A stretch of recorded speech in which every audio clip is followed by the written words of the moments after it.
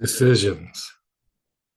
Have you ever noticed how one decision can lead to a series of events that can lead to a destiny or to the greatest decision? Let me explain. My name is Simon. I'm from a place called Cyrene in what you would now call Libya. When I say Cyrene was on the Mediterranean sea coast, it had all the everything a person could want. Beautiful sea coast, lots of ample seafood, beautiful architecture, peace because of the Romans. We seem to have it all there. So when I told my friends that I'd made a decision to take my sons Rufus and Alexander to Israel for the Passover, you can understand they thought I was crazy. They're like, "Are you sure you want to go there? All the problems they have there." But being a good Jew, I wanted my sons to experience one Passover in Jerusalem. I felt it was important. I wasn't worried about the travel there because of the Pax Romana, the Roman peace on the roads.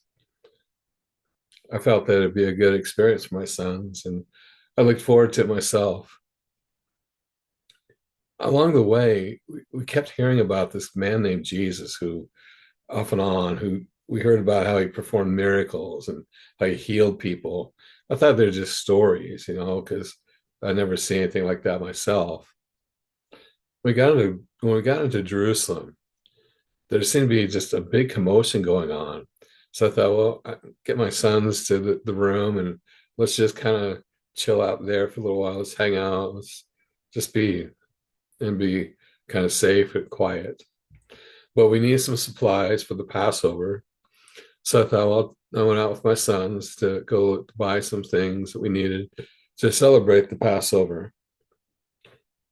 And there was a crowd that was just in an uproar. The people were agitated. So I thought, well, I saw some Roman soldiers. I thought, well, if I get close to them, we'll be safe. Little did I know what would happen. Suddenly, one of the soldiers grabbed me and ordered me to carry this heavy cross. It was a heavy, heavy cross. I carried that cross. I yelled to my sons, Rufus, Alexander, follow me. I looked ahead and I saw this man with his back was beaten and bloody. It was obviously been tortured terribly by the Romans. We got this place called Golgotha. I mean, it's place of the skull. It was eerie. And what made it even eerier was this strange darkness in the sky at that time. I found out that the man who was beaten beyond recognition was Jesus himself.